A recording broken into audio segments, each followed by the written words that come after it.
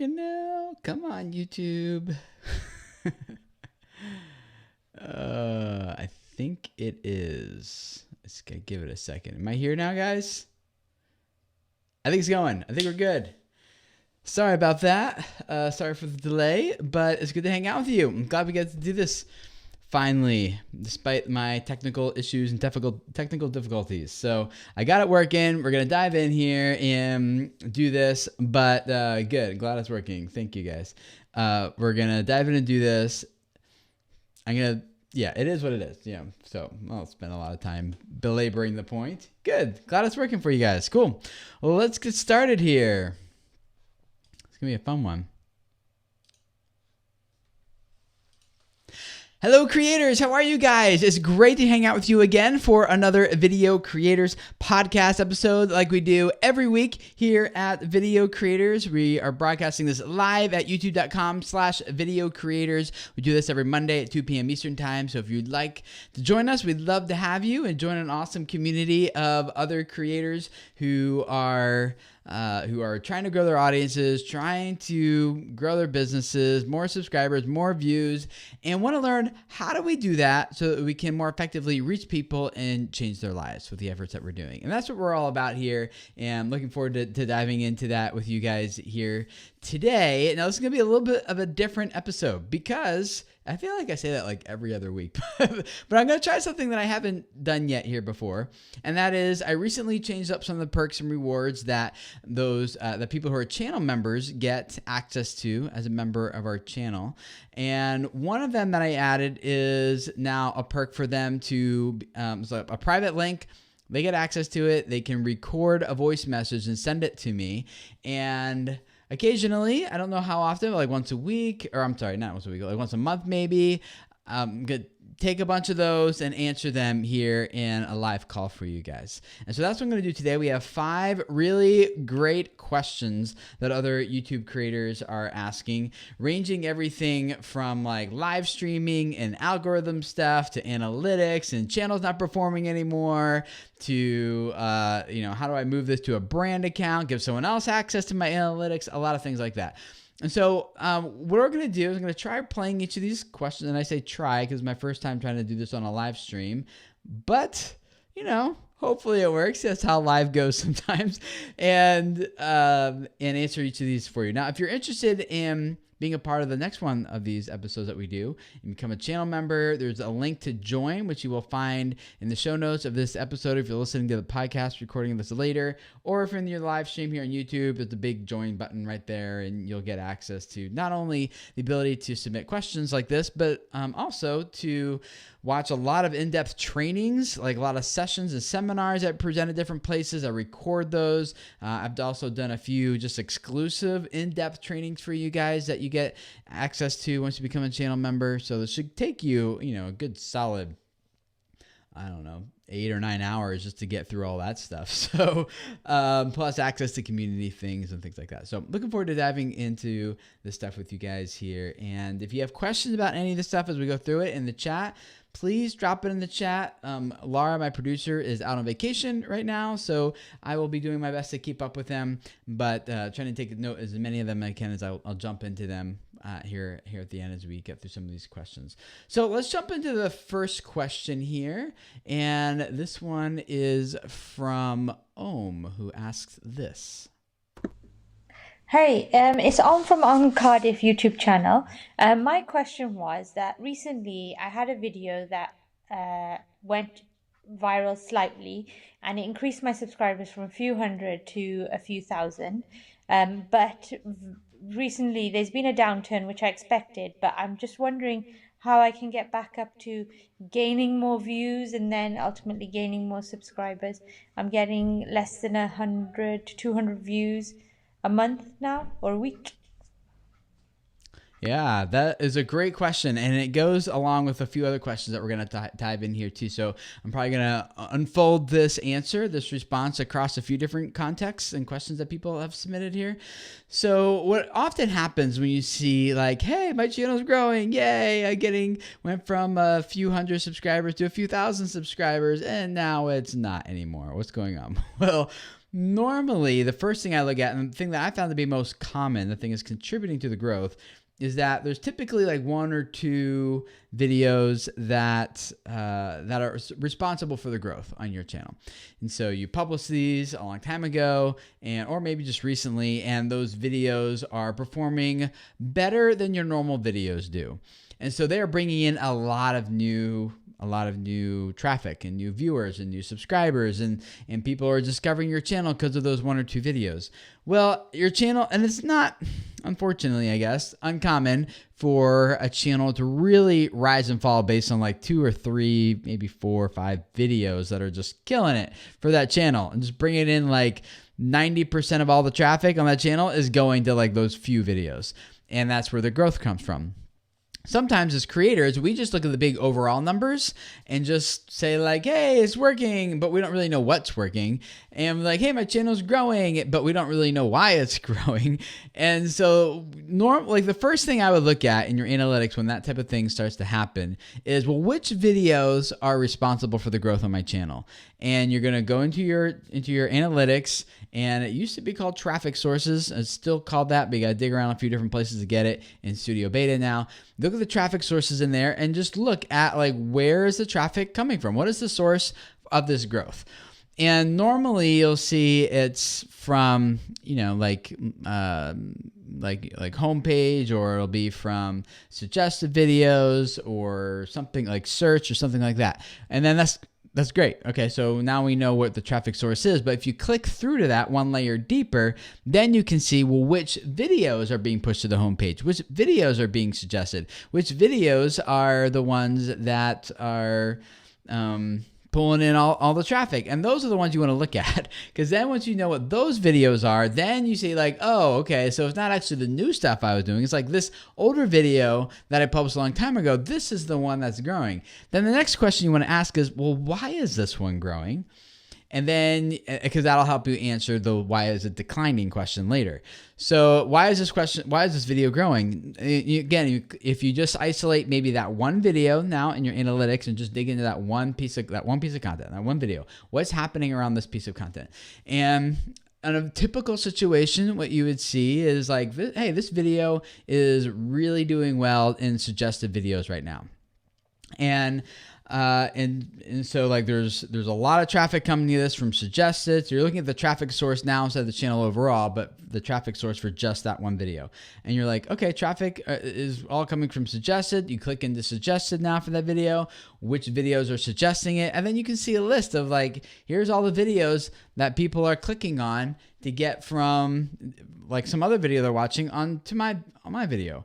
And hopefully you'll see some of your own videos in there, but if there's a big spike in growth, that probably means you're getting the traffic from some other source, someone else's content, someone else's video and suggested in this example. And so when that's the case, you can look and see what those videos are. And then you see like, oh, okay, well, yeah, this is a new video that this popular creator uploaded, and I can see why I'm getting a lot of traffic from it now. So like, for example, this was years ago, but my wife and I have been debt-free for about 11 or 12 years now. And when we became debt-free, following the Dave Ramsey stuff, we did a debt-free Scream video. And we put it on YouTube, and it did okay. For us at the time, it didn't go huge, but it did okay. Well, then about 2 years later, another very popular creator at the time also became debt-free. They uploaded their debt-free Scream video, and now all of a sudden we were like the next suggested video after that other creator's video to watch. And so we started getting massive traffic on that, for us anyway, massive traffic on our debt-free Scream video, because someone else uploaded a video that Google's like, oh, here's the right video we need to display after this first video and get people into this next one, this extensive viewing session, gets people watching longer. And so that's what they did. And that still happens today, except for today there is like 800 hours of content uploaded to YouTube every single minute. And so the viewing session journeys and paths that people take are constantly changing. So it's not uncommon for you have a video that's really performing well, and then, few weeks, months, maybe even years later, all of a sudden it just kind of stops. But what you can do, you can determine why. So if the traffic is coming in from someone else's video, I use an extension from vidIQ, And in the vidIQ Chrome extension, when you're looking at someone else's video, there's a little graph there. You can see the historical data of that video. And it'll show you how that other person's video has been performing over time. And so, for example, last 2 weeks ago, I was working with a creator and doing like 60 million views a month and doing really well, and just kind of saw a huge drop off, just boom, done. And he's like, I didn't do anything wrong. Like, what happened here? This is not fair. Like, I didn't change anything. Why is all my traffic gone? And so we started digging into his analytics. We said, exact same scenario. Okay, look, so all your traffic was coming from these primary 3 suggested videos. We looked at each of those suggested videos that were not his on his channel. We looked at the historical data for each of those videos, and they too had experienced the same drop in traffic. So it wasn't like, hey, it's not like you did anything wrong here. It's just that, like, the videos that were sending you all this traffic, those videos stopped performing. And we can't dig into those like, well, okay, well, what videos were sending those videos traffic? Like, we don't have the ability to go back that far. So we can't trace it all the way back, but we can go at least one layer back and be like, okay, this isn't on me. This is, just YouTube found that there's a better viewing journey and a viewing path that people want to take somewhere down the road, and that just affected us. But it also impacted the people who are sending traffic to us. Now, it doesn't have to. Maybe like the videos that are sending traffic to you are still growing and doing great. And that just means like, hey, people just kind of stop clicking on your title and thumbnail as much as they, were on someone else's title and thumbnail, is getting higher click-through rate, more watch time, leading to longer viewing sessions. And so the search and discovery systems they're always experimenting, always playing with different content to see what works best. And for a while, yours was working best, but because of all the new videos that I uploaded all the time, it just stopped working best. So sometimes it's you, sometimes it's not. But that's where I would start with trying to answer that question, to kind of get an idea of, hey, things are declining. Where do I even start to kind of address this? And that kind of goes along with this next question from Laura. Hi, Tim. I run a channel for my client that is getting pretty close to 100,000 subscribers, and we were getting about 300 to 500 subscribers a day, and we were in the top search results for a highly searched keyword. And all of a sudden, as of last week, the channel has kind of died. We're no longer in the top of the search results, and we are getting about 30 subscribers a day, and the views on our videos have dropped substantially as a result. So I was just wondering if you can tell me what I should be doing, or what we should look at first, because I can't figure out why this is happening. We've made no major changes to the channel recently, and I don't know what to do. Thank you. Yeah, see, same situation basically. The only difference with this one is that that this channel is ranking specifically for different keywords. And so when I'm working with that person, like in a one-on-one consulting call or session, the first thing I will want to do is like, well, let's look at your analytics and see if you actually were ranking for this one keyword, or if you were just like that video is actually just performing well on suggested or homepage or what. And so I want to know what actually happened with the video that was performing well, not just make an assumption that it was ranking well for a keyword. But in this case, let's assume that it was ranking number 1 or number 2 or ranking really well for things. And then you still got to figure out, okay, well, is it ranking well in search, or was it ranking well and suggested? Like, there's a few different places you can rank and get a lot of traffic. So, but let's say it's on search results. People are searching for something. This video was number 1.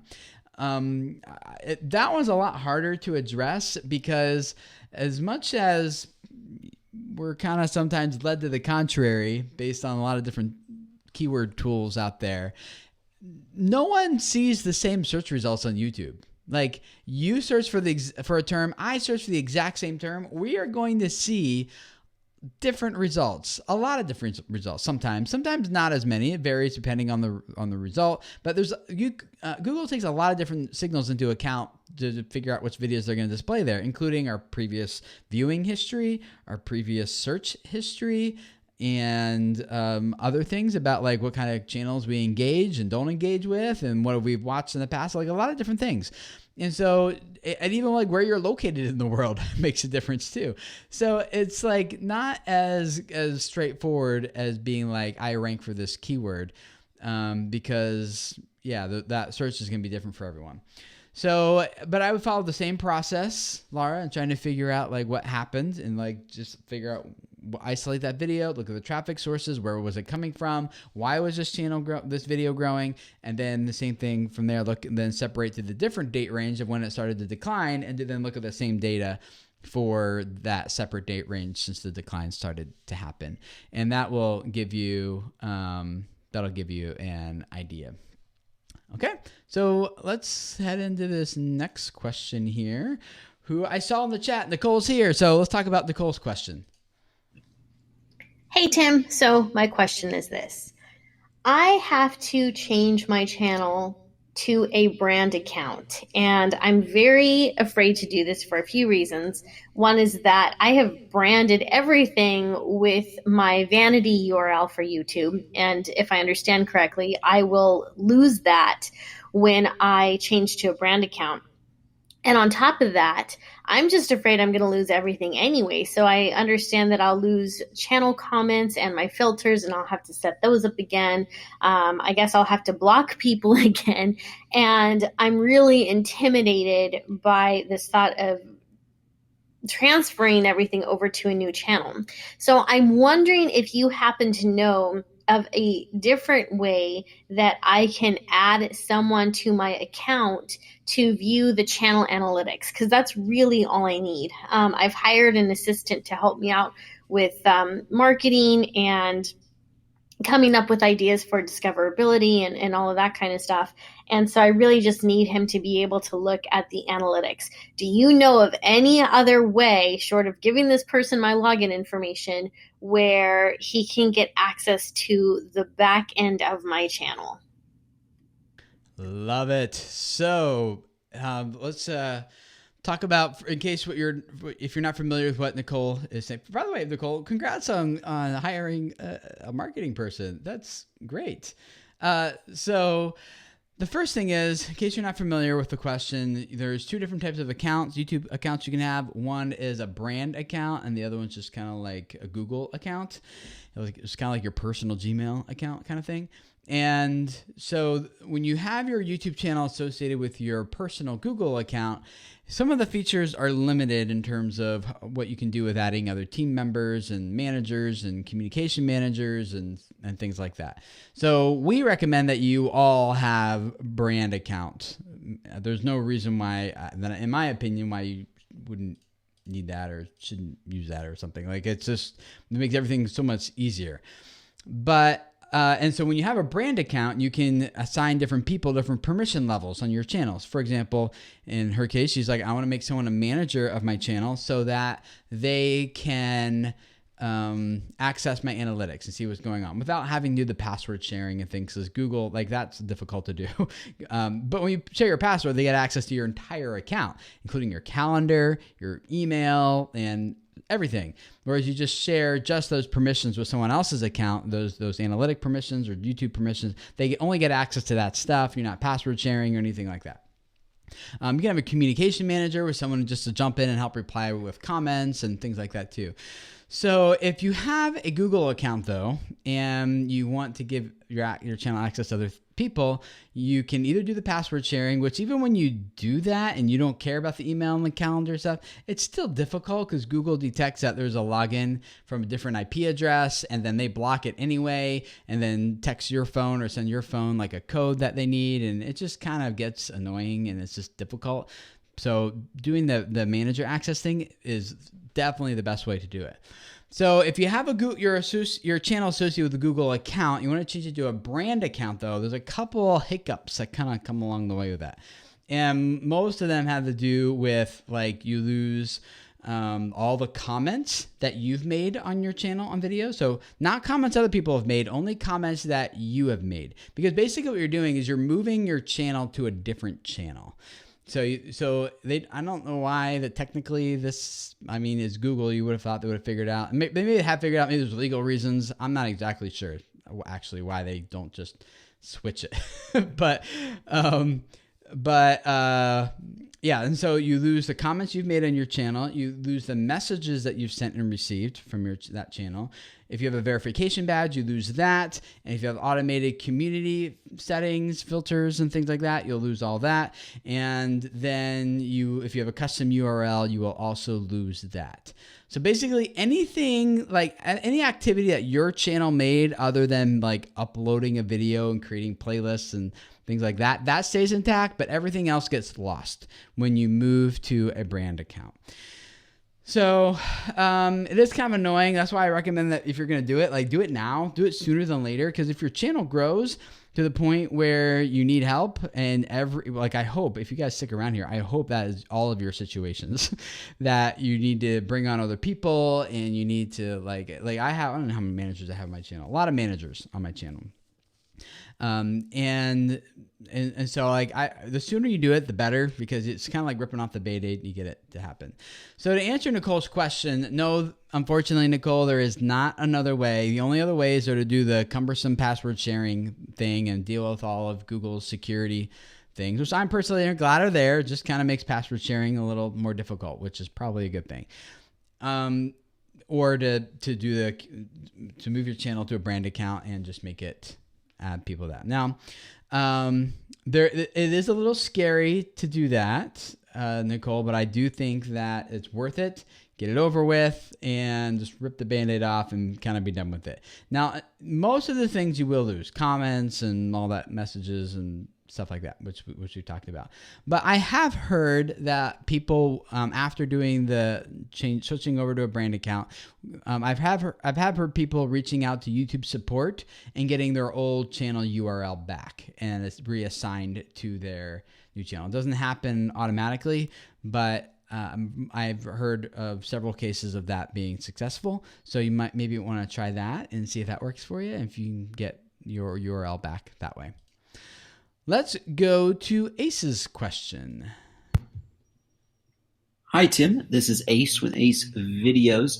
I have a question for you. I was wondering if live streaming causes the algorithm to not favor your channel. I just started live streaming, and I noticed that every time I post up a live stream, my views go way down for the next week or so. How do I fix this? Yeah, so I've heard this question a lot. People saying, hey, when you live stream, it kills your channel. Like the algorithm doesn't like live streaming, and if you live stream, like your next 2 or 3 videos or next video, whatever people arbitrarily say, like won't work well, and it won't perform well because you live streamed. I'm live streaming this right now, so I obviously have different opinions on this. This is my perspective on it, is that there's nothing wrong with live streaming. From an algorithm perspective, they don't care. The algorithms, the systems, they don't care if you live stream or if you produce a video on demand and upload that. There are a lot of very successful creators where all they do is live stream on YouTube for like 6 to 8 hours a day. That's all they do. No VODs, no videos on demand, no upload, just live streaming. Gaming has thrived on live streaming for years. So it's not like there's something wrong with live streaming. The example I often give is, think of it in terms of like live streaming is just a tool that you can use, right? And so you don't go out to your yard to try to rake the leaves with a hammer, right? But you don't go up on your roof and try to drive nails for, new shingle with a rake. Now, it doesn't mean there's anything wrong with the rake or there's anything wrong with the hammer. You're just using them for tools they weren't intended to be used for. And so that's usually the case when I see that people are trying to live stream and it's like not working for them. They just kind of blame the algorithm or the YouTube search and discovery systems and say, hey, YouTube doesn't like it when you live stream. Look, I tried it and it didn't work for me. And I'm like, okay, hold on a second. Like there's some, I forget the guy's name, but he's an Olympic athlete, and he live streams a lot of his workouts, and he says, hey, work out with me. And so people join those live streams, work out with him, and those live streams they perform tremendously well in search and discovery later. It's discoverable content because it has really high replay value, and the value is there. People want to do the workout again, and so they'll watch the live stream again. YouTube systems don't care if it was streamed or if it was uploaded. What they care about is, how do people respond to this content? How well does this content hold someone's attention? And if the answer is not very well, then the video is just not going to perform that well. I don't want to hurt anyone's feelings, but that's just kind of how it works. So my perspective is that live streaming, generally speaking, it often serves a different value, provides a different value to the viewer than a video on demand. And the value in a live stream primarily being one of interaction, one of discussion, one of comments. I can see, there's a couple hundred people here right now, and you are commenting in the chat and sharing your own thoughts. And Bipolar Gamer DJ is saying, don't like live streams as for me. And Epic Cardboard Prop says, that's the main reason I'm afraid to live stream at this point. And Mudbrats 8DV says, yeah, live streaming didn't bump me at all. Brian G. Johnson said live stream, then premiere. It doesn't work. Yeah. And someone else says, I prefer videos. And Ray JTV says, can you grow? That's what this is. I agree with Susan Taylor Brown in the chat, where she says, live streaming helps me build community. And I think that's the real value behind live streaming, is like the interactive nature of this is gone. It's just like a raw, unedited, continual video clip that if I were just to publish this whole thing in its entirety, the watch time would be pretty low and it wouldn't perform very well, just because it's like, wow, Tim, you just rambled for 45 minutes and with no cuts and no visuals or anything. Whereas when you're live streaming it, the people here, we can interact. They can interact with each other, and I can read their comments. And that community element is the value that we get here in live streaming that goes away once this video goes out to my subscribers. So last year, I live stream these every week and every Monday, and I did 50 live streams last week. Wow. Yeah, last year, 50 live streams. And I put them all into a group in my YouTube analytics, and then I compared them to all my videos on demand for the same time period for that year. And what I noticed is every single live stream of mine actually cost me a lot of subscribers and things. And so it was a very high negative subscriber count. And I was like, okay, why? Only 3 videos netted positive subscribers. Let me rephrase that. Only 3 live stream replays netted positive subscribers. And so I'm just like, rather than just saying live streaming doesn't work, I want to know, why didn't it work? What's happening? So I dug in more into the data, and so where are people unsubscribing from? There's unsubscribing not from the homepage, not from the live stream itself. They're unsubscribing from their subscription feed. So that told me that you guys don't mind the live streams. In fact, no one unsubscribes while we're live streaming. Maybe 3 or 4 people did total across 50 some episodes, but by and large, almost no one unsubscribed during the live stream. It was just, you guys just didn't want to see this long form, unedited content where you can't engage with people anymore. The value is drastically different than it was when it was live. You just didn't want to see that in your feed. And so a lot of, well, not you guys, because you're obviously here, but a lot of other people unsubscribed because of that. And so that just told me that you guys didn't want to see that. So now I check the box for my live stream options that says immediately when this live stream is done, go ahead and mark it as unlisted. And so now it just doesn't go out to subscribers. Now it still is available on my channel page, and for people who, on the front of my channel, for people who want to find it, and it's still available for in the notifications. So people who got the notifications but couldn't check it out live but really wanted to watch it later, they can still click the notifications and watch the replay. And so even though it goes immediately to unlisted as soon as the live stream is over, I still get a few thousand views on them. People still tuning in from the notifications and tweets and stuff like that. Now they don't really perform well long term. Obviously, it's just kind of kind of the community people who find this and check in right away. And then after that, it's kind of for the first few days. And after that, it kind of dies, which is fine. Most, like 98% of the value here is in the audio. Like, you're not here because you like seeing my face if you're on the live stream and you just think, you know, like, I just want to stare at your face, Tim, for 45 minutes. You're here because of the interactive element of the live stream. And so the answer to that question, like, there's nothing wrong with live streaming. It all depends on the strategy and how you implement it and how you use it and how you use the tool. What are you using it for? And don't expect like a tool that you're using as for a community purpose to work well as a discoverable purpose. If, you know, you're not using it for discoverable content. So there's nothing wrong with the tool. It's just in how we use the tool to kind of summarize that one.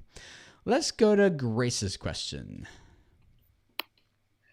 Hi, Tim. I have a commentary channel that focuses on reality television shows and stars. I'd like to start collecting email addresses from my subscribers, but I'm not quite sure what I can offer them to keep them engaged in my email community. Any advice? Yeah, I got advice. Yeah, thank you for that question, Grace. So let's talk about why you would want to capture an email address in the first place. Because I know a lot of you guys like probably aren't. That's okay. There's nothing wrong with that. I personally just treat my YouTube channel the same way most people treat their email lists, which is like, hey, here's great content for you. Here's some more great content. Hey, got this thing coming up in case you're interested. Oh, so you can buy it now. It's open. More free content. You know, like I kind of use it pretty similarly.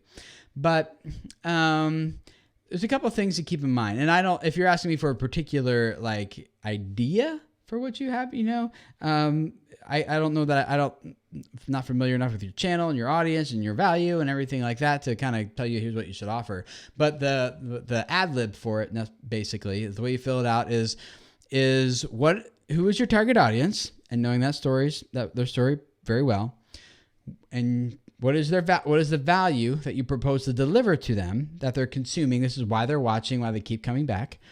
And then finally, how can you continue to deliver that value and like a bigger and like more value than they could get if they were just by watching some of your videos? What would that be? And give it away for free as an exchange for getting them on your email list. So for example, for me, you guys watch my videos, you listen to my podcast because you want to learn how do I grow my audience, how do I grow on YouTube, more views, more subscribers, grow my business, stuff like that. Serve people better, change their lives. And so I sound like I said that really flippantly, but you get what I mean. And so you want more of that. I can give you so much here in 45 minutes or so, or a 10-minute YouTube video or whatever. But some of you guys, like, I want to dive into a process. Like, just tell me like step 1, 2, 3, and 4, 5, 6, whatever. What do I actually do? So I put that together as a free guide, and it's at my website, videocreators.com. You can just go sign up for it, download the free guide. You give me your email address. And so I'm asking for exchange and value. First exchange in value is you click my video, you get good content. The next exchange in value is you now take it to the next level, you subscribe to my channel, and I continue to give you more free content. Next transaction after that is also a little bit more intimate. Now you give me your email address and I'm going to give you something of even higher value. This free guide, in my case, is called The Secret to Growing Your YouTube Audience, or Building Your YouTube Audience. And it's a free guide. It'll walk you through like, here's the outline, here's the steps of what you need to do to mark, here's where you are, here's where you want to get to be, and the path to get there. And so it's free. You just give me your email address. I email it to you. And you get to download it and use it. And then now I have your email address. And then you get emails from me, or even more value, hopefully, and more value after that. So whatever that is for you in terms of, Grace, whatever you think that would work best for you, I would just think like, what's the value you're providing, who you're providing it to on your channel, and then how you deliver 10x that value for free. Now, typically what people do is they make it something digital. It could be a free guide. It could be a free like graph or charts or checklists. Sometimes people will even do like a free 3-video mini course, or behind the scenes access, or more in-depth training, or something like that, that get people watch the content and they're like, oh, I really love this. I want that. That's the process I would use. Now, one word of caution with this, is that, as we kind of mentioned earlier, not really too much, but one of the things that YouTube really loves is they want people to stay on YouTube as long as possible. They want people watching as many videos as possible, engaging with as many new creators as possible, seeing as many ads as possible, right? And so if your videos are effectively ending the viewing session, getting them off of YouTube and to your website to sign up for this other thing, then it's going to be a little bit harder for that video to perform well. Again, assuming people are actually taking you up on your action. If people aren't and they aren't clicking, then you're probably fine. But if you're making the video, you want them to actually click, right? So, yeah, so just keep that in mind. The way I do it is I think it's important to end the viewing session to collect an email address because it just makes good business sense to do so. And you just need to do that. And so I will do that for a viewer once. And then hopefully never again, unless it's a dedicated sales video. I'm like, hey, this thing's on sale, or this thing's brand new, go check it out. Or like I might make a dedicated video, again, where the goal is to get them off of YouTube. And after that video passes through my subscribers' feed, it's probably not getting any more views anymore, which is fine. That video served its purpose and it went to my audience and they took the action I was hoping that they would take if they were interested in that action.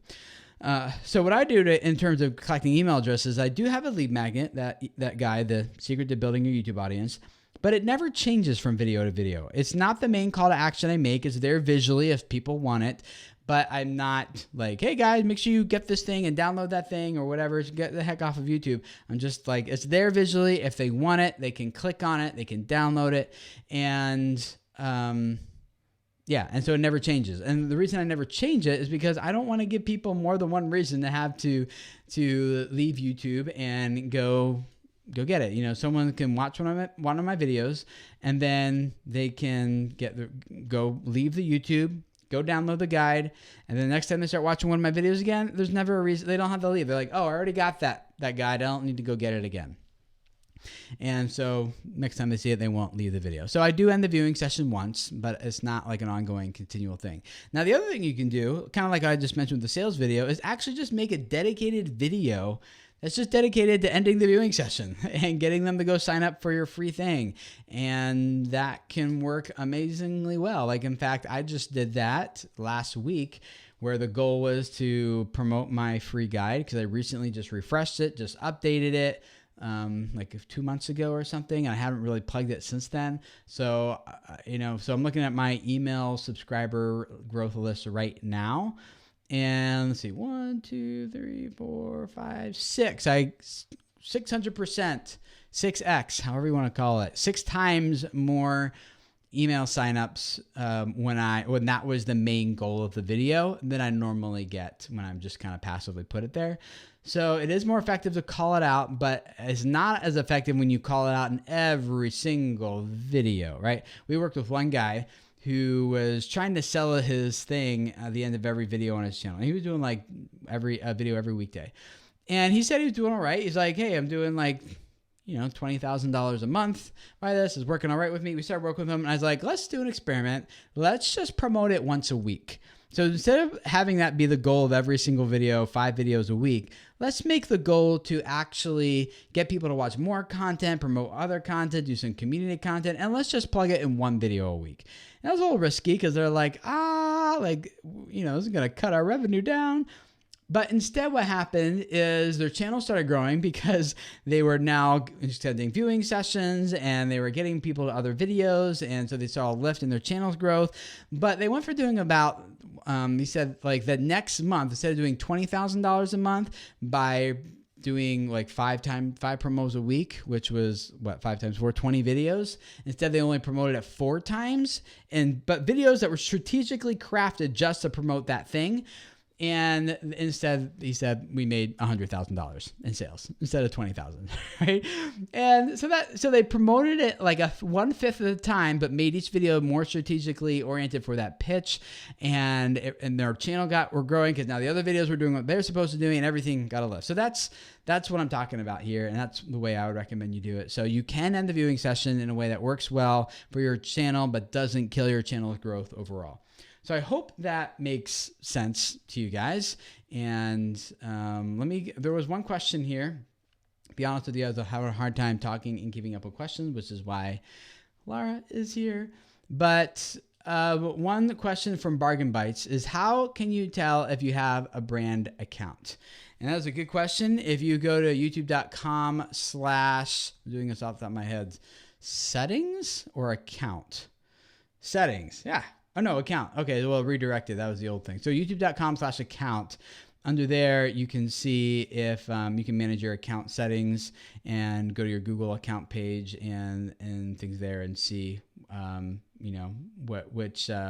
which you have there. So, and if you have the option at the bottom that says add or remove managers, you know you have a brand account. If there's no option to add or remove managers, you do not have a brand account. So that's how you do that. Thank you for the super chat. I appreciate that. Amadou, is that how you say it? Ramen Tech, really appreciate you guys supporting it and being a part of this here. And let's see, any other questions that I missed? Silver Fox Forest says, if I did not have to work full time, I would do a schedule, but I need a pension and security in the future.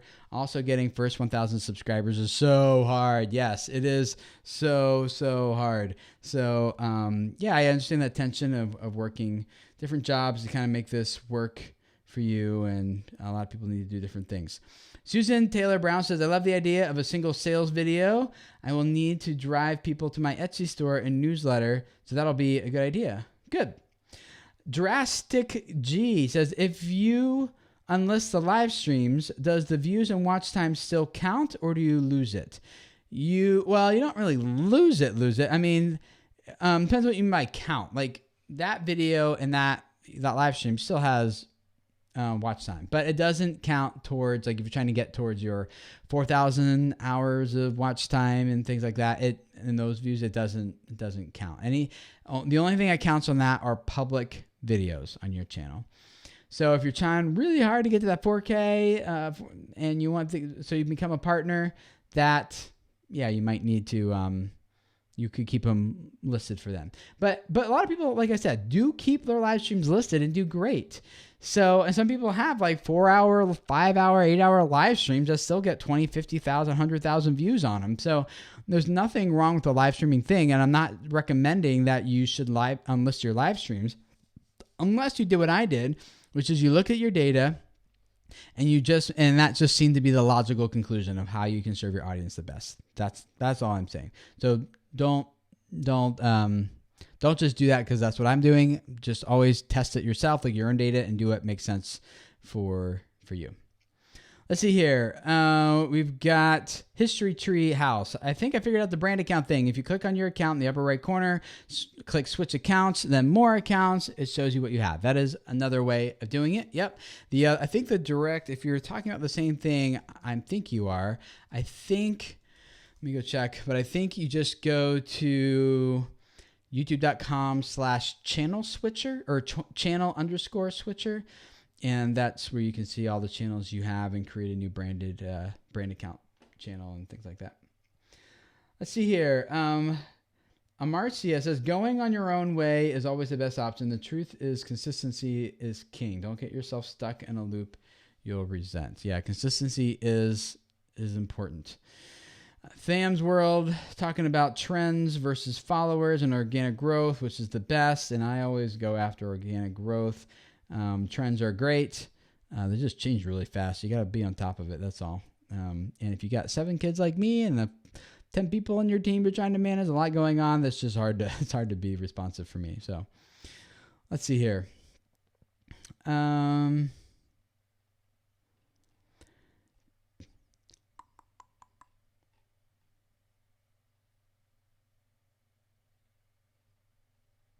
just reading your comments here. This is why Laura is super handy. Cool. You got any questions coming in here last minute, guys?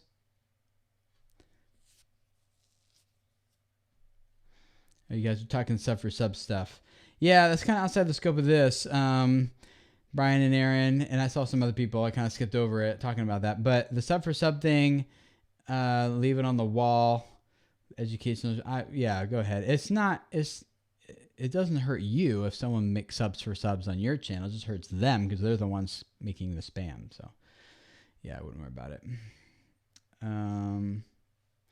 McFlame Games asks, question, I've been losing subs every day and I'm having trouble finding out what's wrong. Is it my tags or something else? I can guarantee you it's not your tags. The thing that I would look into is look at your traffic sources and find out or look at your subscribers and see where people are unsubscribing from and just dig into it and figure it out.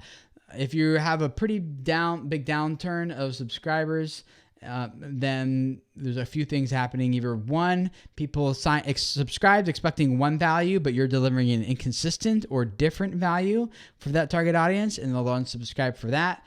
Number two is so let me finish number one. So sometimes what happens, you have one video go really big and it's not really related to your channel anymore. You're kind of like on my family's channel, we have a video. I think the title is Broken Arcade equals cha-ching. And the thumbnail is my son just hitting the jackpot of all the tickets flying out of this machine at Chuck E. Cheese. So this arcade game.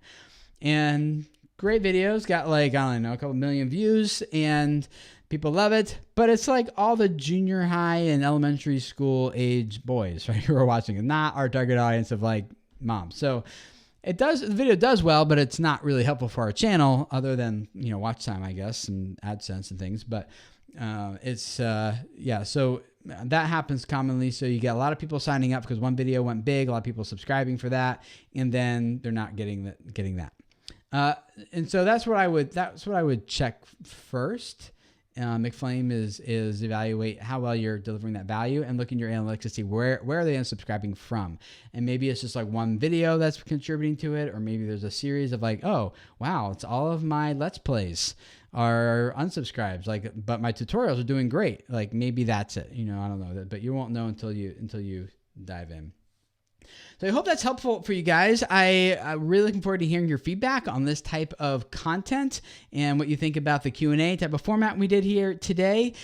Comment down below if you are watching this on YouTube. If you are listening to the podcast, please tweet me at Tim Schmoyer. I have Twitter open, like it's got its own dedicated space on my second monitor. It's like always open because I love Twitter. It's always there. So tweet me at Tim Schmoyer and give me your feedback about this. And if you want to be a part of the next one that we do next month, just become a channel member. There's a link in the show notes of this episode and the podcast show notes. If you want to click it, it'll take you over to the YouTube channel and you can just sign up there and become a channel member and get access to that and submit your audio question through that secret link for our next episode and get access to all the perks and all of the free in-depth trainings that we're providing there in terms of how do you grow the revenue on your channel, how do you get more views and subscribers. I just posted one last week, about 50-minute training on how to use online courses to make money with your YouTube channel. And I showed all my stats and behind the scenes stuff and the processes and the lessons I've learned, the mistakes I've made, so that you guys can skip all those headaches and get straight to making money with your channel too. So become a member. We'd love to have you in there. We got more community features I'm working on right now and looking forward to implement soon on there. So we'd love to have you guys join. It's only a couple bucks a month and you get access to all that and more. So looking forward to seeing you guys there. Subscribe if you haven't already to the podcast and leave us a great review, please, and por favor. And we will see you guys again next week for another Video Creators live stream / podcast episode. See you guys then. Bye.